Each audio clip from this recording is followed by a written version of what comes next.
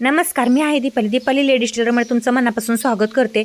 तर ब्लाऊजच्या डिझाईन म्हणजे ब्लाऊजचा गळा आणि बाही याच्या डिझाईन मी तुमच्याशी शेअर केलेल्या आहेत, ज्या स्वतः मी बनवलेल्या आहेत। मी काय करते, ब्लाऊजची शिलाई करून झाल्यानंतर म्हणजे ब्लाऊजची गळा आणि बाहीची शिलाई झाली की त्याचा एक फोटोशूट करून ठेवते।